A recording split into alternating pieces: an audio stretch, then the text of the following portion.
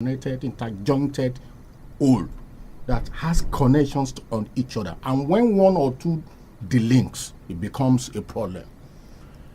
A whole lot of it has been cumulative. It's not just on a day that we found ourselves in this kind of quagmire, security and safety quagmire. You look at the problems of unemployment that has become generic over the time. You look at the fallout from subsidy removal. You look at from the prevalences of area boys, hoodlums, derelicts, social oceans, and all kind of things like that. Then you look at the problems of societal dysfunctionality, marital dysfunctionality. People just breed children and throw them to the streets. Nobody is taking care and all these things. So when we segment all these problems, we'll find out that we cannot but find ourselves this way. But I do not want to believe that our situation security-wise is hopeless. No. It is only that relevant authorities, authorizations, powers must do certain things, acts of instant now. All right, we'll still be coming. We'll still be coming to that because I really want to delve into that wealth of experience and that knowledge that you have there, sir.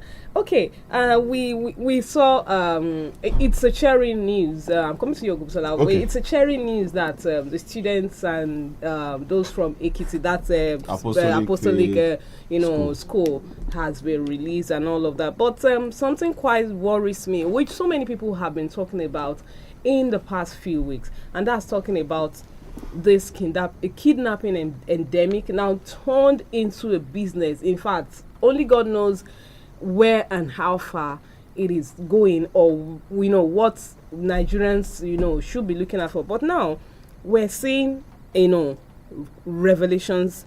We're seeing them saying families had to pay close to about 15 million naira to be able to save these students and their teachers, but sadly the driver was lost in the process. But looking at all of these things, is this not becoming a business now in Nigeria, having to see people pay ransoms to be able to secure their loved ones, while we have a security to be able to save people in this kind of situation? Once again, good morning everyone listening. Yeah. Well, the question just asked, I think there are some fundamentals which Doctor has also attempted some of them, but there's which he did not point out, which is poverty. Poverty.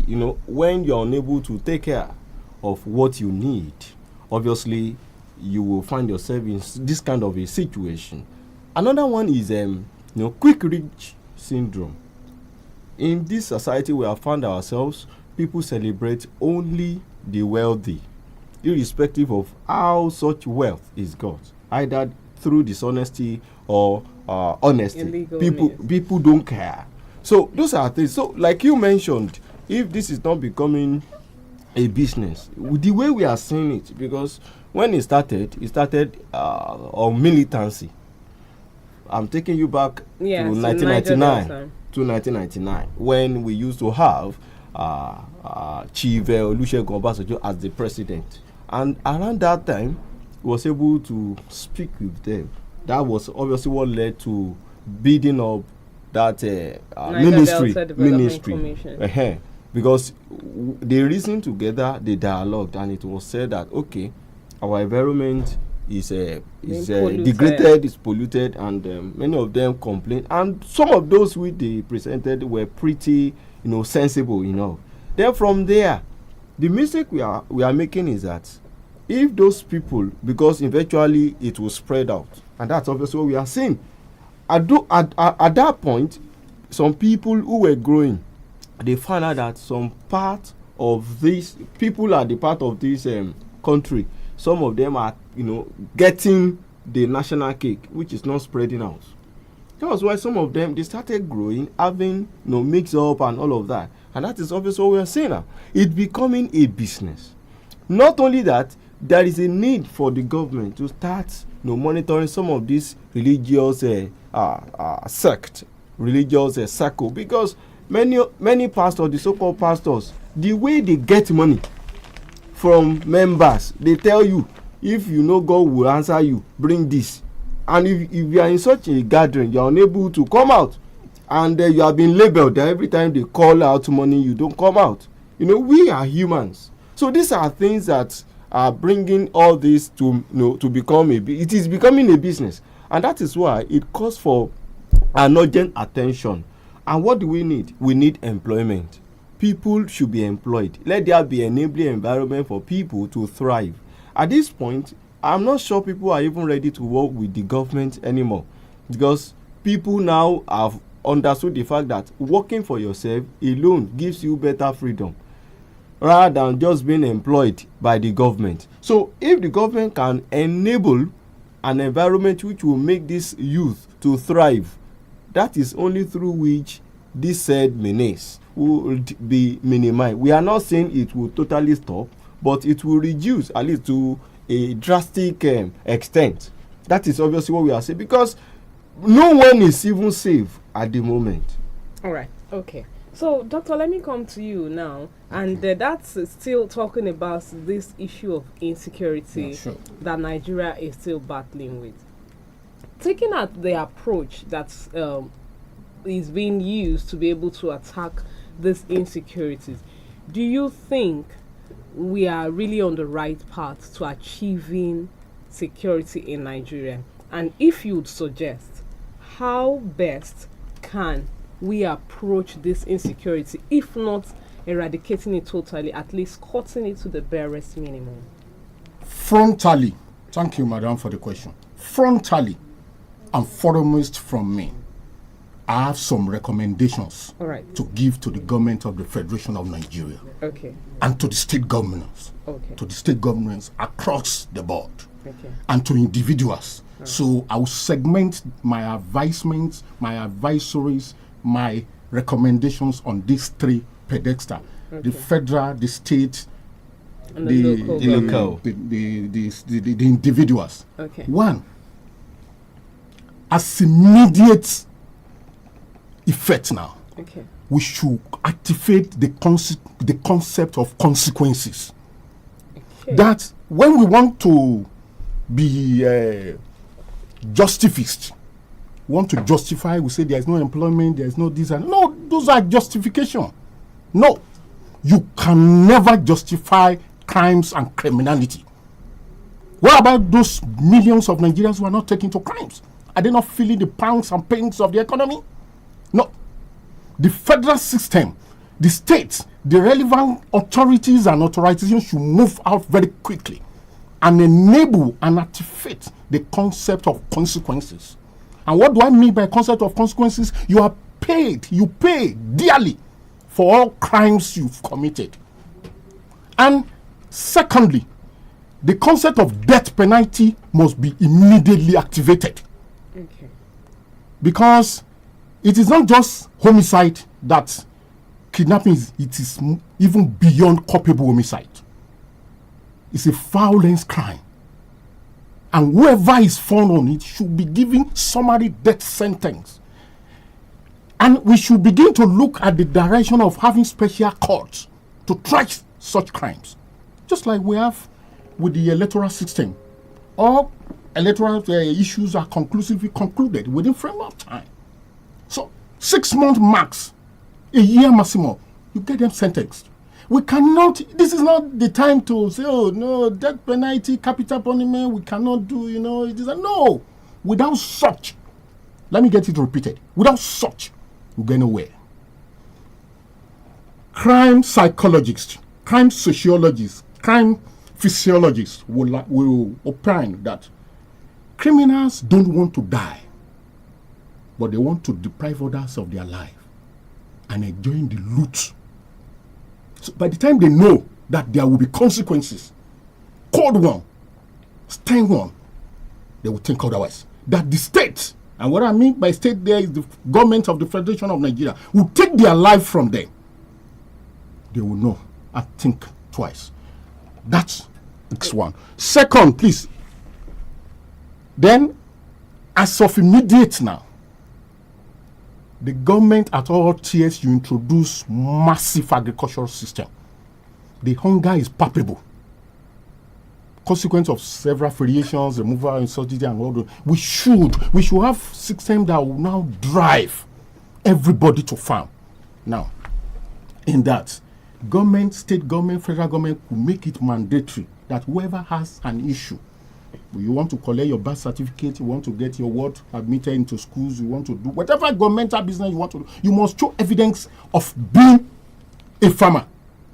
Good as it is, agriculture is only one business, is only one system that you can combine with your main job without having affront to the legislations, to the rules and regulations. Just if you are a broadcaster, you are a journalist, you can combine to it, be a farmer. No penalty associated. There's not going to be any issue of double loyalty.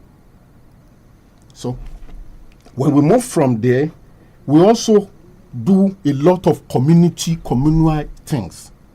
The communities must wake up, observe each other, watch each other. We must know ourselves. Whoever you do, it has gone beyond.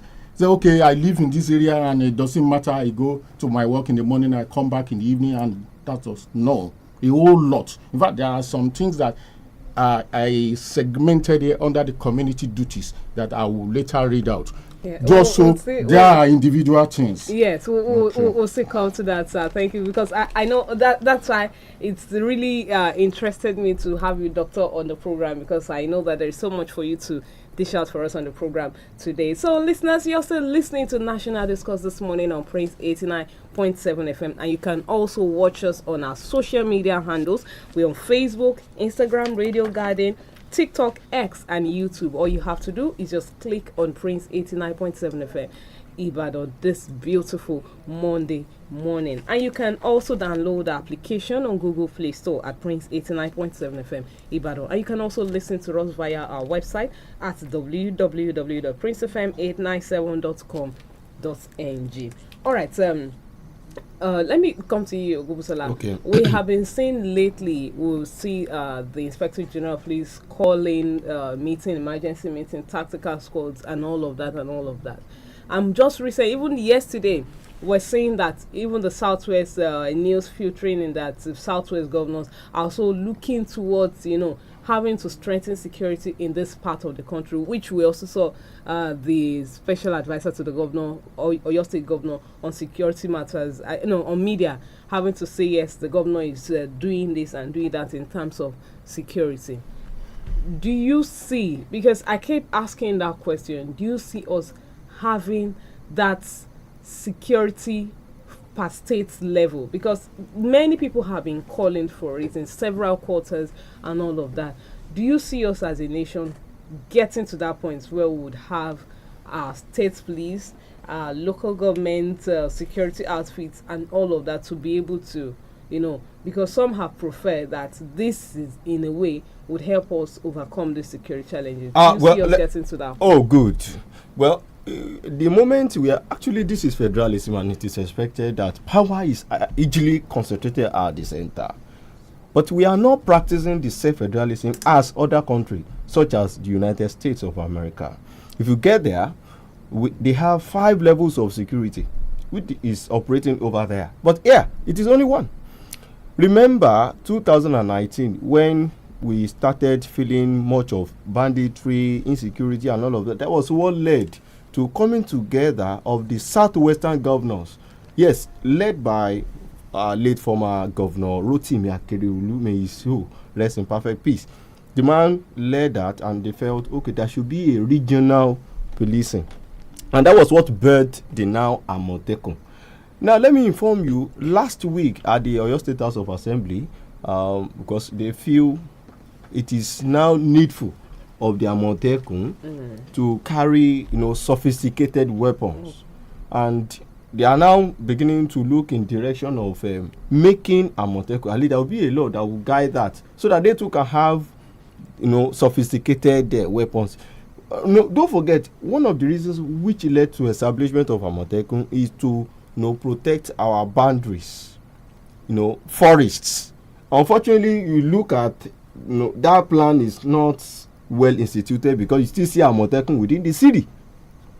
So we are still seeing Amotekun within the city. So which is making their expected responsibility not to be fully functioned. But if we have state policing, like people have been saying it, it will help us the more.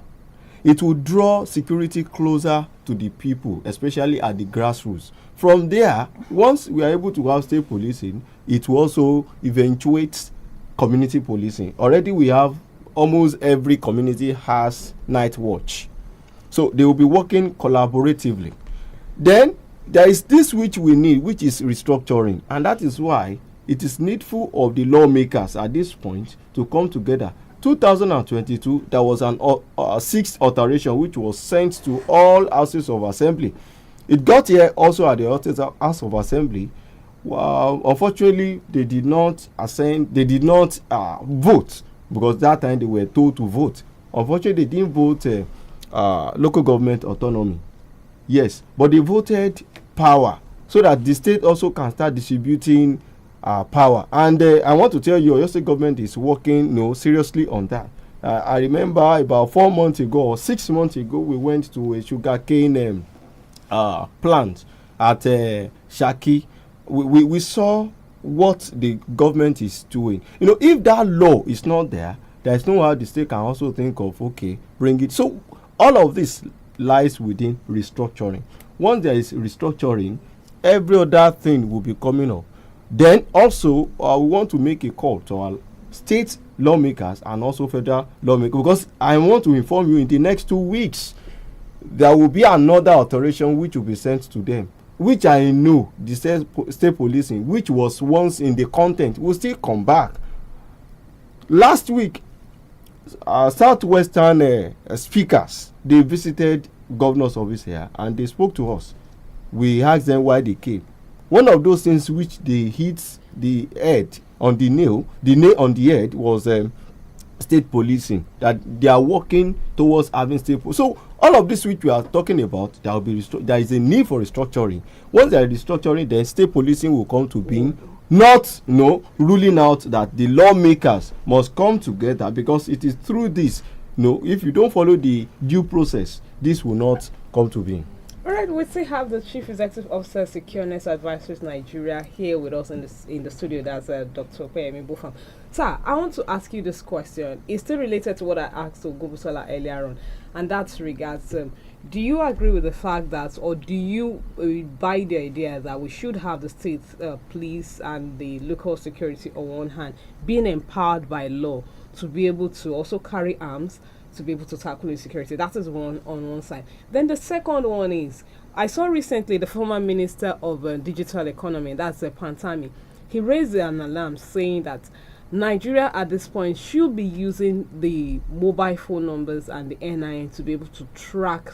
What do you think is serving as a hindrance, or why do you think this has not really been taken seriously to be able to track or to be able to combat insecurity? That's it too. Thank you very much.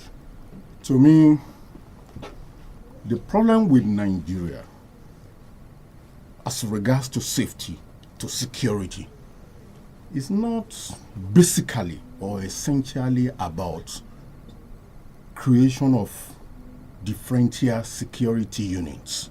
State police, local government police, Amatekun. Now we have Amatekun. What is the degree of the effectiveness? They're there now. They are operating plurally and maximally. What is the effectiveness? Yes, they are effective to some extent. But what we should look, what I'm speaking to the soul of the nation Nigeria, what I'm speaking to the soul of our country, is that the concept of consequences must be promoted highest. Effective and efficient implementation of laws and orders, enforcement of law and order, get it quoted.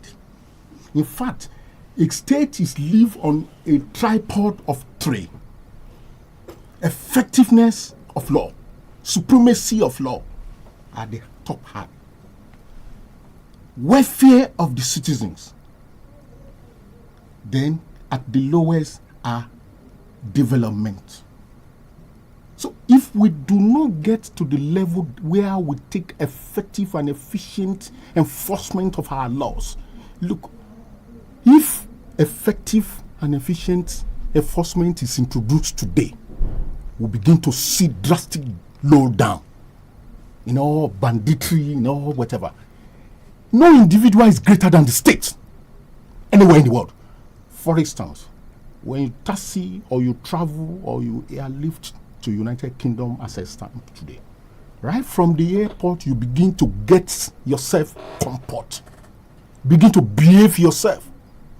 You are honorable from your country, you are dishonorable, you are this and that. You begin to behave because the law is stern, is cold, is weighty, and it's ready to be applied forcefully on you.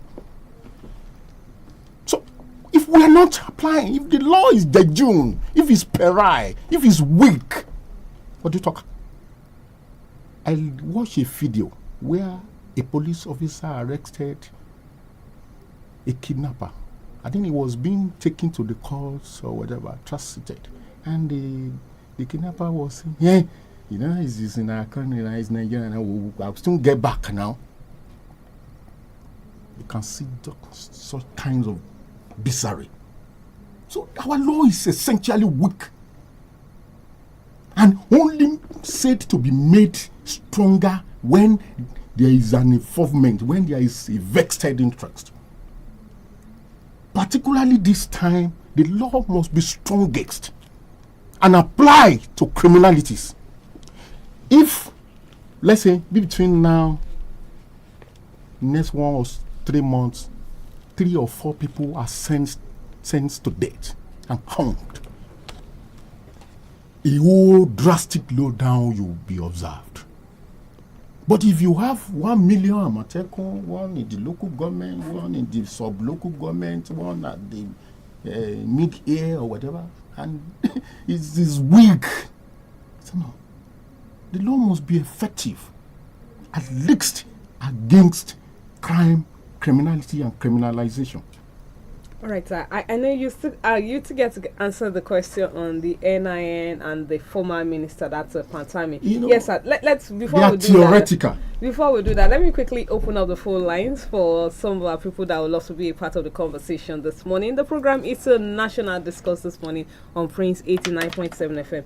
Ibadan. So the number to call to be a part of the conversation this morning is 070-48,897 or 070-47,897. And for our listeners abroad, the number to call is +234-9021-958459. The numbers once again is 070-48,897 or 070-47,897. With these numbers, you can call into the studio and be a part of the conversation. Again, the number is 070-48,897 or 070-47,897. All right, so back to the question I asked earlier on about why we have not really taken to, because if it's not coming from, he's an authority in that area. He was once the minister in charge of digital economy and communications.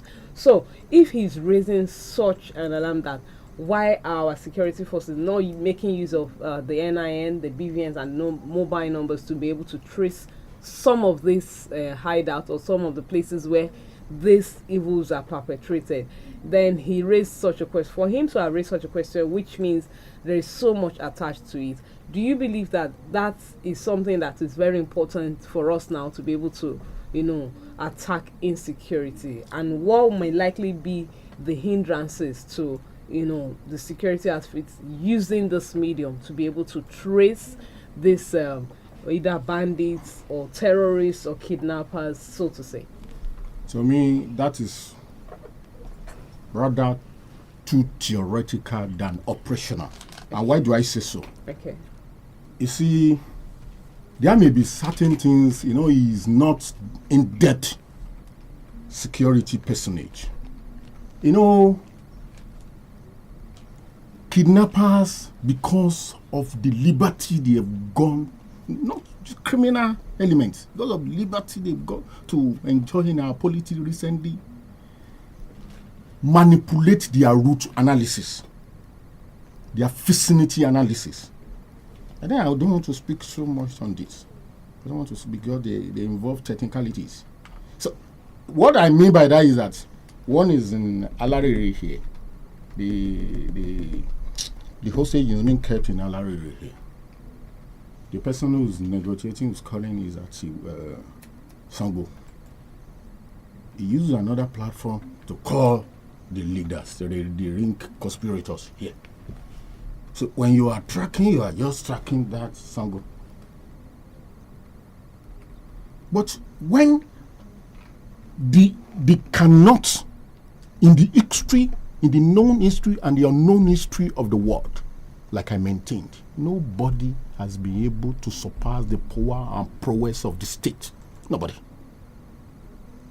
If the Nigerian state determined today that yes, we will get you, they will. It is when you punish offenders, you are doing three things. You punish the culprit for wrongdoing. You set as deterrent. You also fulfill the law. That's a punish offenders. When we were younger, at least when we were younger, when armed robbers that we had then, there were no preponderances of kidnappers then, had issues and they are sentenced to death. Our mothers, fathers will call us on the day of execution to go there and watch, even as children.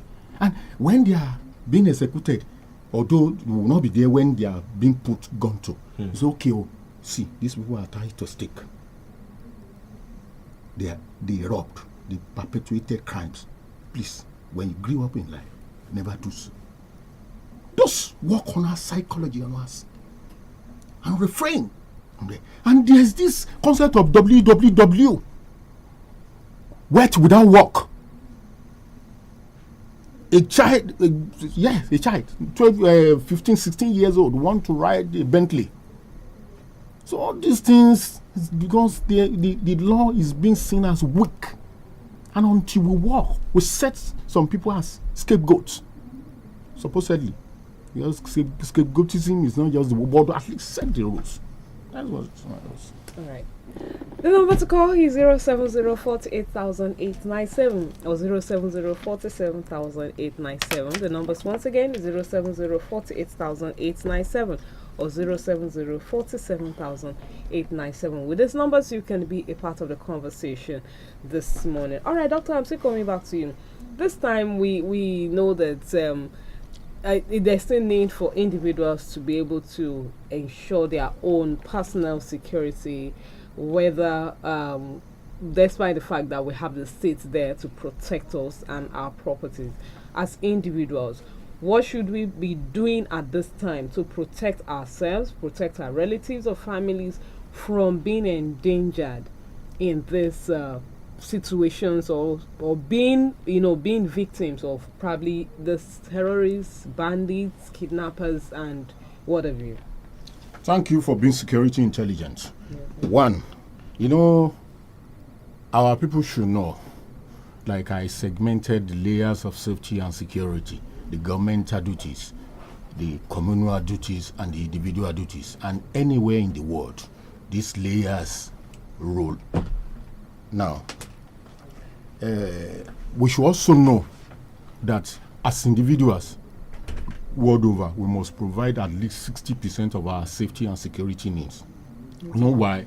There is not going to be a time that instructed, regimented security system will be posted to every citizen. It's not done in America or in any other advanced nation. So you will still have to work on your personal safety. That being that, but I have like 30 elements here, but I will leave, let's say, as we grow on it. Yes, let's begin on this pedestal where a faith-related society. Okay. We are highly religious, where we are planted here in Africa. So let's be prayerful. That is the first on my agenda here. Security advisement here. Okay. Let's be prayerful daily. Commit our ways to God. Yes, everybody prays. Even those who have been endangered, pray that faithful day before they get out. But then, let's be more prayerful. But that is not to validate the concept of pastorpreneurs, the concept of imampreneurs. No. So, be religiously reasonable. Don't individually. Yes, don't be religiously unreasonable. Okay. Yeah, that is one. Two,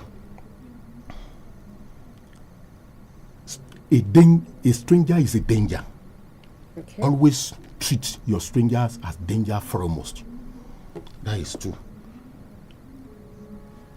Three, always do proper checks on your domestic servers.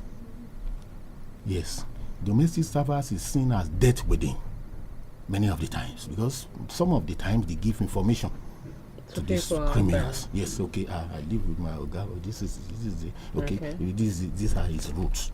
Okay, you always come normally around 8 in the evening and things like that.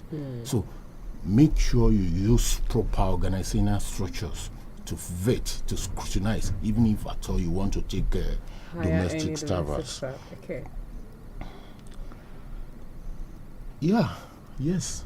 Within the province of the law, watch your environment, study your environment, do environmental analysis.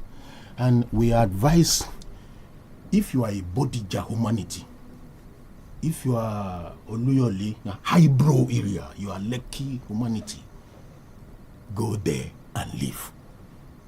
If your finance, your status is for those highbrows.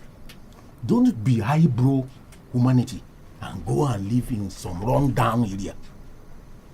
Poverty elicits anger and hunger.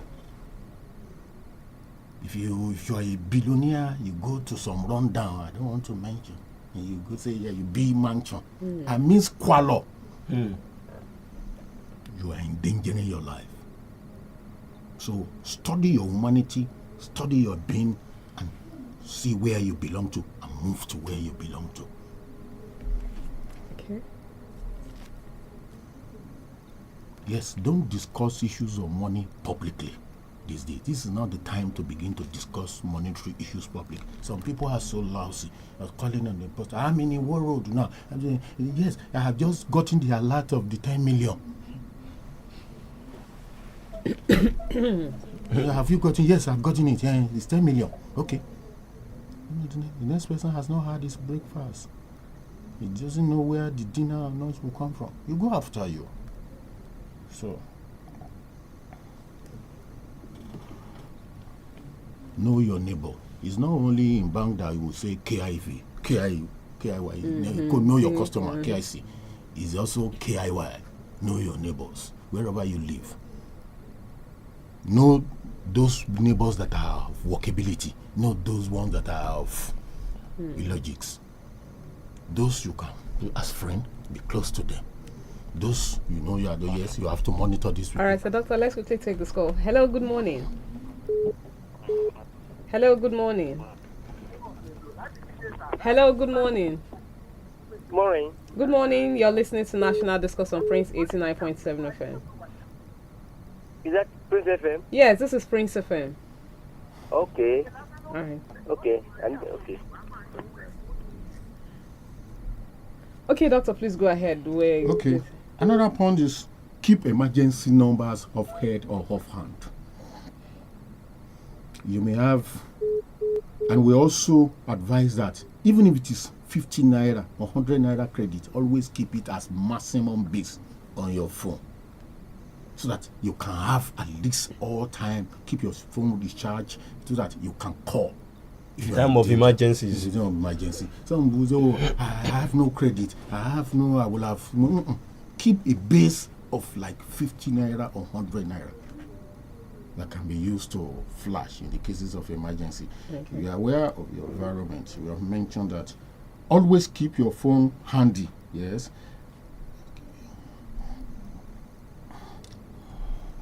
When you notice a threat, no matter what, inform somebody.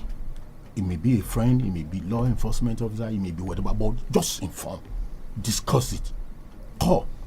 If you anticipate you are going a route this way and there may be likelihood of some whatever, or you foresee that, okay, this make a call ahead. 2 heads that are reasonable are said to be better than one.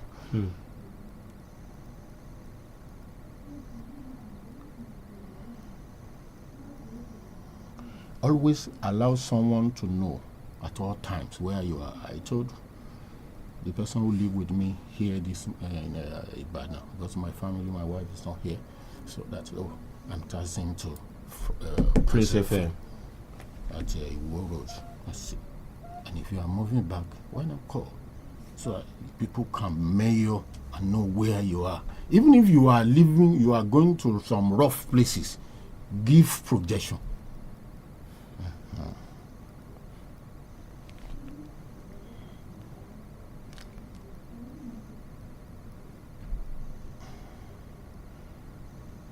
Okay. We advise people to be vigilant at all times.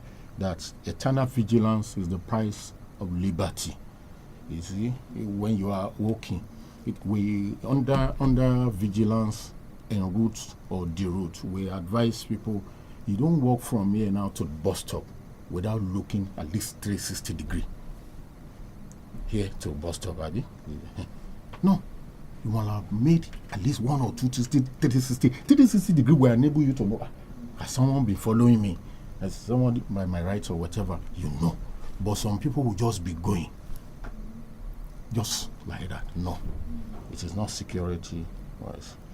Okay, the number to call, Doctor, please, you can still go ahead with it in. But I just want to call out the numbers while you do that. The number to call this morning to be a part of the program is 070-48,897 or 070-47,897. Once again, 070-48,897 or 070-47,897. Okay, Doctor, more tips from you. We also have discovered the threat posed by petty wares, petty goods sellers, those who sell on road traffic and whatever, and those who sell food and call on them. It is not advisable to buy your food from unauthorized systems or persons or individuals. You know, one of the surest ways is that people can be poisoned through consumption. Somebody may say an apple for you, and that apple has been leaked, sleeping material or whatever. So if you have a place you at least some level of trust has been repulsed. But okay, I'm just getting to Olundo and just okay, bring that banana. Let me may not be, because people, you know, just like you people, the systemic authorities are devising ways against criminals. Criminals are also devising strategies. So it is not. In fact, that's all. I'm sure that there is so much that will keep going on and on and on and on. Thank you so much for those ideas. So let's quickly delve into the economy before we go this morning. And we're looking at the Naira still going up and down, and, you know, the latest developments in terms of the Naira. And here now we're seeing that they said that federal government state debt is nearing 107 trillion Naira. That's quite huge. Let's take this call. Hello, good morning. Hello, good morning. Pastor Mrs. Princewill. Good morning, sir. You're on to National Discuss. Mr. Gbenga Thank you very much. Yes, all right. Good morning, sir. Our dear analyst. Thank you so much, sir. Your analysis, sir. God bless you, sir. All right, okay. Now, on this security issue currently bedeviling the country, I would like to advise the federal government to please do this thing. One, let him invite some of the retired generals to a round table and find a way of how insecurity in years past we have been tackled, such that victory was enhanced. Okay. Bola Ahmed Tinubu got to Aso Rock based on his achievements while he was the Lagos State governor. So he only understand the security structure of the country, unlike President Obasanjo. Considering Obasanjo's political antecedents, he seems to know the security terrain of the country more better than any former or incumbent president, be it when he was the head of state as a ministryman and when he was the head of state as a civilian. We can all recall what Obasanjo did in office in tackling insecurity in the country. So I call on President Bola Ahmed Tinubu to also go to President Obasanjo and let them have a tete-a-tete. Let them rub minds together. And let Tinubu receive an advice from former President Obasanjo on how he can best tackle security in the country. He that knows the road should be allowed to lead. Then let him invite more international allies to help us to combat this lingering menace. Because this insecurity, it continues on and on like that. There seems to be no end in sight to it. So it's a pity that those who are once clamoring for peace policing and socially are not doing it again. Not that in power. There's a Bola Ahmed Tinubu when he was campaigning, he did say that he was going to involve to encourage what do they call it? This police, what do they call it? This local police of restructuring. And restructuring. It's a pity now that he's now keeping silent. All those things will help us in improving the lot of this country. May God bless Nigeria and bless its 9.7. Amen. Thank you very much, Mr. Gbengamari. All right, so we wanted to quickly look at the economy and how. So, what are your projections? Well, one thing, just like Dr. Bufam earlier said, there is a need for us to embrace agriculture, irrespective of your class, irrespective of your social status. There is a need for us to go back to. Then also, I want to believe at this moment because the way the economy is panging is pretty alarming. So there is a need for the federal government to at least, probably on the minimum, open the border for now. Because the reason why many of these goods are highly expensive is because people are just finding their way to the country, probably through the taxes on some of these goods before it gets to those people pretty high. So it is not free. So it is more expensive on them. So at least for people, because people are not enjoying it, people cannot eat their breakfast. People taking their money meal in the evening. That does not make any sense. So many thoughts would be, if not for the fact that all of us have good parentage. But now that you are beginning to have children, your children are also crying. They cannot endure that we endured. And that is how it is. The children of 21st century might not be able to endure all of this. So, and it is believed there are two tools that the government has, power and authority. So if everything will work as expected, especially positive, so to say, there is a need for the government, this present government, because people have so much had their renege on the hope that the present administration promised is not yet achieved. So people want that hope to come to fruition so that they can start enjoying themselves. You can do your, there is no light. Every now and then you see promises, student loan yet to be fulfilled. Power is, every time the same story that we used to listen to. Power grid collapsing. It is obviously what is still going on. So these are things that the government should look into. All right, thank you very much, It's a pleasure. Olawale. It's really a pleasure to have you on the program today.